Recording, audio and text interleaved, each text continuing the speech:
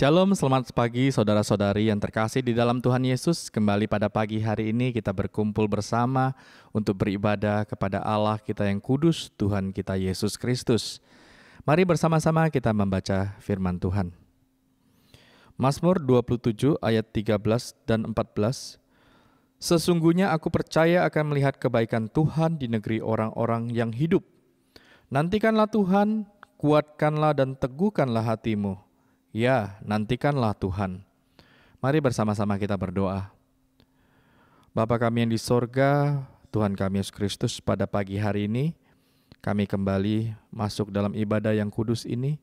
Kami bersyukur Tuhan, kami masih ada sampai pada pagi hari ini semua karena anugerah-Mu. Tuhan, kiranya pada pagi hari ini, kami mengaku di hadapan-Mu kami berdosa. Kiranya Tuhan mengampuni kami, kuduskan dan sucikan kami agar kami layak masuk ke dalam ibadah-Mu yang kudus ini. Tuhan juga memberkati hamba-Mu Bapak Pendeta Elsentan. Kiranya Tuhan memberikan kesehatan yang baik, Tuhan memberikan hikmat yang selalu baru, dan Tuhan memakai mulut bibir hamba-Mu untuk menyampaikan kebenaran firman Tuhan agar menjadi berkat bagi kami semua. Terima kasih Tuhan Yesus, berfirmanlah kami siap untuk mendengarkan, dan pakai kami, mulut bibir kami untuk menaikkan setiap puji-pujian yang berkenan di hadapan-Mu. Terima kasih Bapa, kami berdoa di dalam nama Tuhan kami Yesus Kristus. Amin. Semua pribadi yang pernah menyatakan dirinya mulia, saat ini atau pada saatnya akan menjadi segenggam debu yang tak berarti. Tetapi Yesus, Ia telah memperbaharui kita. Ia menjadikan kita berarti. Debu yang tak berarti itu bukanlah akhir hidup kita. Tak ada yang pantas dimuliakan selain Yesus. Muliakan Dia. Kemuliaannya bagi Tuhan kita Yesus Kristus.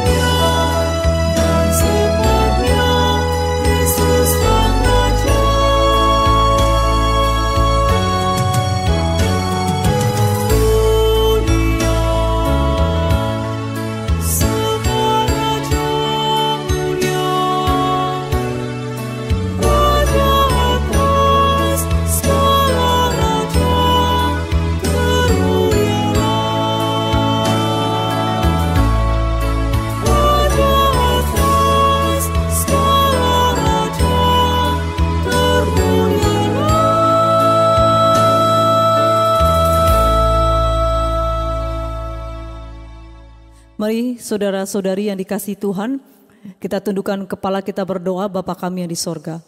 Bapa kami yang di sorga, dikuduskanlah namamu, datanglah kerajaan-Mu, jadilah kehendak-Mu di bumi seperti di sorga. Berikanlah kami pada hari ini makanan kami yang secukupnya, dan ampunilah akan kesalahan kami, seperti kami juga mengampuni orang yang bersalah kepada kami.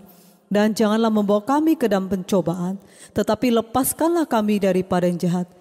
karena Engkau yang punya kerajaan dan kuasa dan kemuliaan sampai selama-lamanya. Amin.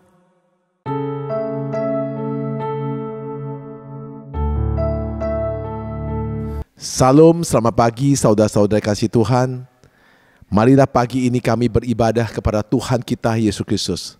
Sebelum kita mendengar sabda firman Tuhan, mari kita berdoa. Bapa kami yang di surga, pada pagi ini kami ucap syukur atas kasih Tuhan. Kami mau buka hati kami dan pikiran kami untuk mendengar sabda firman-Mu. Tuhan Yesus Kristus, urapin hamba-Mu penuh dengan kuasa-Mu. Bibir hamba-Mu Tuhan pakai untuk menyampaikan setiap kebenaran-Mu sesuai dengan kehendak-Mu. Berfirmanlah kepada umat-Mu. Kami berdoa di dalam nama Tuhan Yesus Kristus. Amin. Saudara kasih Tuhan, pada minggu ini tema kita adalah Tuhan punya kuasa.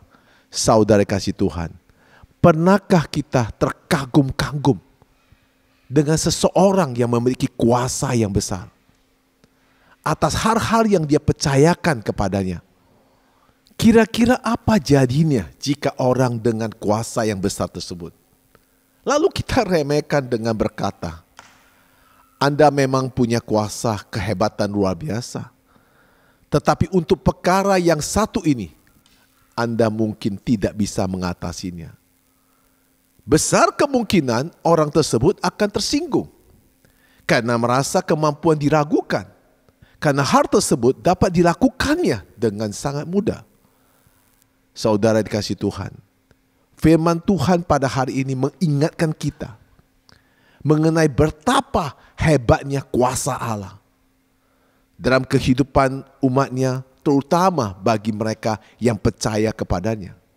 Hal ini tidak berarti jika Allah tidak atau kurang dipercaya, maka kekuatan dan kuasanya akan berkurang.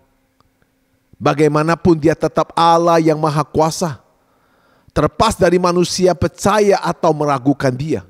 Namun ketika kita tidak percaya atau meragukan kuasanya, maka kita dapat kehilangan kesempatan untuk melihat kekuatan Allah yang hebat. Saudara kasih Tuhan, marilah kita melihat apa yang ditulis oleh Alkitab yang pernah terjadi di tempat kelahiran Yesus. Ketidakpercayaan mereka menyebabkan tidak banyak mujizat yang dilakukan oleh Yesus Kristus di sana. Mari kita buka firman Tuhan. Matius pasal 13 ayat 54 sampai 58. Mari kita baca bersama-sama ayat 54.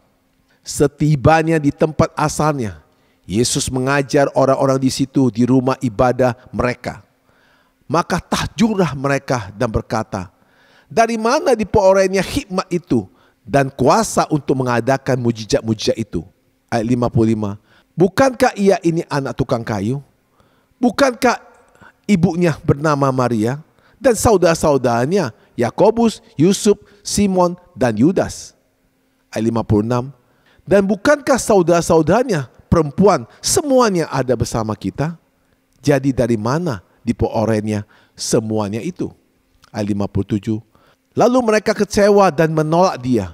Maka Yesus berkata kepada mereka, seorang nabi dihormati di mana-mana, kecuali di tempat asalnya sendiri dan di rumahnya. Ayat 58. Dan karena ketidakpercayaan mereka, tidak banyak mujizat diadakannya di situ. Saudara kasih Tuhan, Yesus sendiri ketika mengajar di rumah ibadah, semua orang takjub, bahkan bertanya di tempat asalnya, dari mana orang itu mempunyai hikmat dan kuasa bisa mengadakan mujizat? Saudara kasih Tuhan, mereka tahu Yesus itu tukang kayu, mereka kenal ibunya, mereka kenal saudara-saudaranya, bahkan mereka berkatakan semua saudaranya perempuan ada bersama kita. Kok bisa dia melakukan mujizat? Kok dia punya kuasa yang luar biasa? Dari mana dia dapatnya? Saudara kasih Tuhan, kalau saudara tidak percaya kuasa Tuhan, saudara meremehkan kuasa Tuhan, meragukan kuasa Tuhan, seperti apa yang Tuhan Yesus waktu dia di tempat kelahirannya, sehingga tidak banyak mujizat terjadi.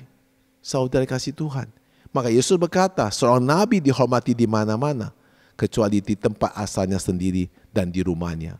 Saudara kasih Tuhan, manusia dalam segala kehebatannya termasuk karyanya, bila dibandingkan dengan alam semesta, hanya akan terlihat seperti satu titik kecil. Apalagi dibanding dengan Sang Pencipta. Itu sebabnya hanya dengan mata iman kita akan dapat menembus segala keterbatasan yang menghalangi pandangan kita, untuk mendapat percaya akan rancangan-rancangan Tuhan yang penuh dengan ajaib. Maka seperti apa yang dituliskan firman Tuhan Nabi Yeremia di pasal 32 ayat 27. Ayat 27, sesungguhnya akulah Tuhan Allah segala makhluk. Adakah sesuatu apapun yang mustahil untukku? Inilah satu perintah, satu penyataan. Adakah sesuatu apapun yang mustahil untukku? Tidak ada satu pun yang tidak bisa dilakukan Tuhan. Di dalam hidup dunia ini, yang punya kuasa adalah Tuhan kita Yesus Kristus. Karena dialah yang punya bumi ini. Dialah yang menciptakan langit dan bumi. Saudara kasih Tuhan, mari kita belajar dari kisah Abraham dan Sarah. Kita dapat mengerti bahwa Tuhan kita ada Tuhan yang tanpa batas. Meskipun Sarah mandul dan sudah lanjut usia, tetapi Tuhan sanggup menghadirkan anak perjanjian karena iman Abraham kepada janji Tuhan. Demikian pula yang dialami oleh Maria, ibu Yesus. Dunia tidak dapat menjelaskan bagaimana seorang yang belum pernah berhubungan badan dapat mengandung. Saudara kasih Tuhan, karena itu jangan kita batasi kuasa Tuhan. Karena kita manusia yang terbatas. Situasi dan kondisi kita sekarang mungkin serba terbatas. Penuh dengan kesulitan. Kesulitan ekonomi. Kesulitan usaha. Kesulitan untuk bayar utang. Kesulitan jual aset. Dan berbagai kesulitan pada sekarang ini. Tetapi jangan kita terpaku dan merasa kehilangan harapan. Jangan percaya akan intimidasi iblis, bahwa kita tidak akan bisa melangkah lebih jauh lagi. Tidak usah berpikir yang berlebih-lebih. Nanti kita kecewa. Saat kondisi sekarang ini, kalau bisa bertahan, itu sudah baik. Saudara kasih Tuhan, ini semua adalah tipuan licik dari si iblis yang ingin menggagalkan rencana Tuhan atas kehidupan kita. Tuhan mau kita belajar melihat jauh dan luas. Lihatlah bahwa Tuhan bukan saja mampu menyembuhkan segala penyakit, tetapi Tuhan mau memakai kita juga untuk mendoakan dan membawa mujizat-mujizat kesembuhan kepada orang lain. Lihatlah Tuhan yang mampu membuka tingkap-tingkap langit dan mencurahkan berkat-Nya sampai berkelimpahan dalam hidup kita. Saudara kasih Tuhan, minggu lalu saya pergi KKR di kota Medan. Saudara kasih Tuhan, ada seorang pemuda usia 20 tahun. Kedua dengkulnya yang sakit sudah 8 tahun. Kemudian laki-laki muda ini sudah berobat di mana-mana. Tiada kunjung kesembuhan. Tapi malam itu dia datang. Dia percaya bahwa Tuhan yang punya kuasa untuk menyembuhkannya. Ketika saya sebagai hamba Tuhan dipakai Tuhan untuk mendoakan dia. Saudara, apa yang terjadi? Dia katakan, amazing. Saya berpikir dia tambah parah kakinya. Ternyata dia katakan dia sembuh total. Sehingga nama Tuhan dipermuliakan, saudara kasih Tuhan. Lihatlah Tuhan yang berkuasa untuk membalikkan segala kegagalan kita menjadi berhasil. Yang awalnya tidak ada jalan, sudah buntu untuk mencari kesembuhan. Tetapi Tuhan Yesus Kristus menyembuhkannya. Saudara kasih Tuhan, mari kita buang segala keraguan yang menghalangi kita pada hari ini. Mari kita raihkan apa yang Tuhan sediakan menjadi milik kita. Ingatlah senantiasa, kita boleh terbatas, tetapi Tuhan kita yang punya kuasa yang tak terbatas. Amin, saudara kasih Tuhan. Ketika kita manusia diperhadapkan pada sebuah masalah hidup, dan seakan-akan masalah itu tidak ada jalan keluar, dan seakan-akan semua doa kita panjatkan tidak dapat jawaban, sering kita mulai meragukan kuasa Tuhan. Manusia mulai merasa cemas dan gelisah, sehingga tidak lagi tenang dan bersukacita. Kenapa? Sukacita sudah dirampas oleh iblis, diganti dengan perasaan takut, gusar, dan tak percaya. Kenapa? Karena manusia tidak pernah mau sabar dan selalu mengambil langkahnya sendiri, mau jadi pahlawan bagi dirinya sendiri. Orang yang lagu itu ibaratkan orang yang tidak mempercayai kemampuan dan kuasa Tuhan. Saudara kasih Tuhan, murid-murid Yesus pun mengalami hal yang serupa, sama seperti apa yang kita alami. Ingatkah pada kisah Yesus, yang Yesus meredakan angin ribut? Ketika itu Yesus bersama-sama dengan murid-muridnya di dalam satu perahu yang sama. Tetapi ketika ombak dan angin ribut datang menepah perahu itu, mereka mulai cemas dan ketakutan.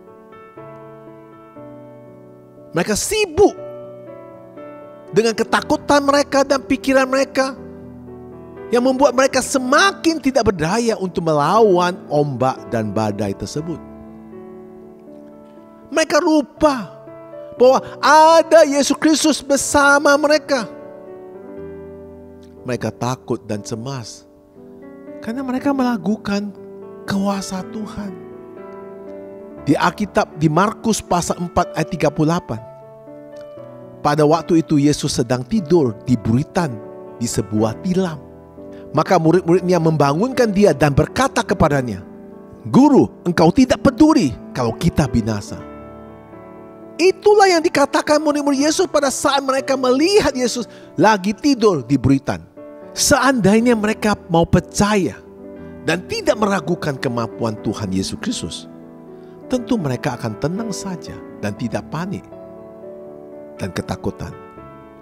Mereka melihat dengan mata jasmani mereka, dengan ombak yang begitu besar, Yesus masih bisa tidur dengan tenang. Sementara mereka di luar sudah berteriak dengan ketakutan. Mereka melihat bahwa Yesus masih belum bereaksi dan melakukan tindakan apa-apa. Sedangkan mereka sudah berupaya dengan kekuatan mereka sendiri untuk mengatasi angin ribut itu. Itulah jika kita manusia hanya mau mengandalkan diri sendiri, tanpa mau mengandalkan Tuhan. Apa yang manusia lakukan tanpa penyertakan Tuhan adalah kesia-siaan belaka. Tuhan pun mengutuk orang yang selalu mengandalkan kekuatan sendiri. Bukankah di dalam Alkitab di kitab Yeremia pasal 17 ayat 5 berbunyi ayat 5, "Beginilah firman Tuhan, terkutuklah orang yang mengandalkan manusia, yang mengandalkan kekuatan sendiri, dan yang hatinya menjauh daripada Tuhan." Inilah penyataan Tuhan. Terkutuklah orang yang mengandalkan kekuatannya sendiri, karena orang tersebut hatinya jauh daripada Tuhan. Saudara kasih Tuhan, dalam hidup ini kita sering lupa ada kuasa Tuhan yang menyertai kita. Ketika kita menghadapi masalah, ketika dalam kesulitan, sering sekali kita berpikir bagaimana cara untuk solusinya, bagaimana cara kita menyelesaikan, bagaimana cara kita mengatasinya. Kita tidak melibatkan Tuhan. Itulah kesalahan yang paling fatal. Mari saudara, jika pada saat ini saudara mengalami kesulitan, ayo saudara, kembali libatkan Tuhan dalam segala perkaranya. Ingat, Alkitab tadi awal kita sudah baca. Tidak ada satu pun yang mustahil bagi Tuhan untuk melakukannya. Asal kita percaya. Ketika Tuhan Yesus mengatakan diam, maka badai itu seketika itu diam. Alam pun akan mendengar suara Tuhan. Apalagi masalah kita. Tidak ada satu pun yang tidak bisa diselesaikan Tuhan. Saudara kasih Tuhan, saya akan berikan satu pandangan di dalam Alkitab. Ada peristiwa yang benar-benar terjadi dicatat dalam Alkitab, yaitu Rasul Saulus yang sakit parah. Saudara dikasih Tuhan, mari kita baca firman Tuhan. Yohanes pasal 11 ayat 1, ayat 14, ayat 15, ayat 17, dan ayat 25. Ayat 1. Ada seorang yang sedang sakit, namanya Rasul Saulus. Ia tinggal di Betania, kampung Maria dan adiknya Marta. Ayat 14. Karena itu Yesus berkata dengan terus terang, Rasul Saulus sudah mati. Ayat 15. Tetapi syukurlah aku tidak hadir pada waktu itu. Sebab demikian lebih baik bagimu, supaya kamu dapat belajar percaya. Marilah kita pergi sekarang kepadanya. Ayat 17. Maka ketika Yesus tiba, didapatinya Rasul Saulus telah 4 hari berbaring di dalam kubur. Ayat 25. Jawab Yesus, akulah kebangkitan dan hidup. Barang siapa percaya kepadaku, ia akan hidup walaupun ia sudah mati. Saudara dikasih Tuhan, dari peristiwa yang terjadi di Betania, di mana Rasul Saulus mengalami sakit dan akhirnya mati, dikuburkan 4 hari di dalam kuburan. Maka terdapat 3 poin yang bisa kita simpulkan. Yang pertama, Tuhan Yesus berkuasa menjaga kesehatan Rasul Saulus sehingga tidak jatuh sakit. Yang kedua, Tuhan Yesus berkuasa untuk menyembuhkan Rasul Saulus dari kesakitan. Yang ketiga, Tuhan Yesus berkuasa membangkitkan Rasul Saulus dari kematian. Nah, saudara kasih Tuhan, besarnya kuasa Tuhan bisa menyembuhkan sakit yang lebih besar daripada kuasa untuk memelihara kesehatan Rasul Saulus. Tuhan Yesus bisa menyembuhkan Rasul Saulus sembuh dari sakit. Itu lebih besar daripada memelihara Rasul Saulus dengan kesehatan. Kuasa Tuhan juga bisa membangkitkan orang dari kematian. Itu lebih besar kuasanya daripada menyembuhkan penyakit. Kalau penyakit sudah sembuh, itu nanti suatu saat akan sakit lagi. Di mana kuasa Tuhan yang lebih luar biasa adalah suatu saat ketika kita mengakhir dalam hidup ini, di dalam bumi ini, janji Tuhan akan membangkitkan kita dari kematian untuk bergabung Dia di dalam surga. Itu kuasa yang luar biasa, saudara kasih Tuhan. Ketika kita mau mengalami kuasa Tuhan untuk sehat, untuk tidak sakit, Saudara pernah berpikir gak? Suatu saat saudara mengalami kematian, Tuhan Yesus akan membangkitkan saudara. Itulah kuasa Tuhan. Bukan Tuhan tidak mendengar apa yang saudara doakan ketika saudara sakit. Bukan Tuhan tidak mendengar ketika saudara minta kesembuhan. Mungkin saudara merasa putus asa. Padahal Tuhan mau kita masuk di situasi yang paling sulit supaya kita dapat melihat kuasa Tuhan yang paling besar. Karena Tuhan mampu membangkitkan orang yang mati menjadi hidup, yaitu Rasul Saulus. Jadi saudara, pada hari ini, mari kita tetap percaya dan bersandar kepada Tuhan. Adakah masalah yang lebih besar dari kematian? Masalah kesulitan yang saudara hadapi itu akan berlalu. Badai tetap akan berlalu. Jika saudara sakit belum disembuhkan, itu pun akan berlalu. Jika saudara sekarang sehat, saudara pun nanti akan sakit. Tetapi Tuhan Yesus bisa membangkitkan Rasul Saulus yang 4 hari udah dalam kubur, bisa dipanggil dan bangkit kembali dan hidup kembali. Jadi bagi Tuhan tidak ada satu perkara yang mustahil. Kuasa Tuhan bisa untuk menolong saudara. Kuasa Tuhan bisa menyembuhkan penyakit saudara pada hari ini. Kuasa Tuhan bisa memberikan saudara sehat pada hari ini. Kuasa Tuhan bisa membuka jalan untuk segala kesulitan saudara. Kuasa Tuhan bisa juga memulihkan keadaan ekonomi saudara. Jadi tidak ada mustahil. Marilah saudara, kita mengandalkan kuasa Tuhan dalam hidup kita. Karena kita sebagai anak Tuhan. Janganlah kita seperti murid-murid Yesus yang sudah bersama Yesus di dalam satu perahu. Yesus sedang tidur di buritan. Mereka lupa Yesus punya kuasa. Mereka mengandalkan kekuatan sendiri untuk melawan badai dan ombak. Ketika Yesus bangun, diam, maka seketika itu diam. Tidak ada satupun dalam dunia ini yang tidak bisa dilakukan Tuhan. Asal kita selalu mengandalkan Dia dan bersandar kepada Dia. Tuhan Yesus memberkati. Mari kita berdoa. Bapa kami surga, terima kasih atas firman-Mu. Mengingatkan kita supaya kita selalu mengandalkan kuasa-Mu. Karena Engkau yang berkuasa atas hidup kita. Semua dalam hidup kita yang kita lakukan, yang kita tidak mampu lakukan, Tuhan dapat lakukannya. Jadi bagi Tuhan tidak satu pun yang mustahil. Segala kesulitan kita, segala pergumulan kita, dan segala penyakit yang kita alami, Tuhan dapat menyembuhkannya. Karena Engkaulah Tuhan yang punya kuasa yang menciptakan langit dan bumi. Bahkan suatu saat kita mengakhiri dalam hidup ini, Tuhan juga akan bangkitkan kita untuk bersama Dia di dalam surga selama-lamanya. Marilah saudara, imanin, bersandar kepada Tuhan. Janganlah mengandalkan kekuatan sendiri, andalkan Tuhan dalam hidup kita setiap hari. Kami berdoa di dalam nama Tuhan Yesus Kristus. Amin. Saudara, saya undang bangkit berdiri. Mari kita baca pengakuan iman lesuri bersama-sama.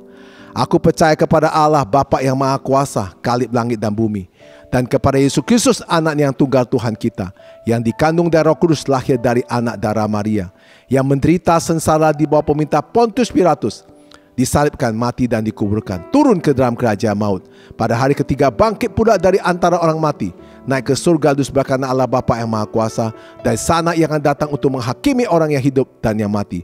Aku percaya kepada Roh Kudus, gereja kudus am, persekutuan kudus, pengampunan dosa, kebangkitan tubuh dan hidup kekal. Amin. Salam saudara kasih Tuhan.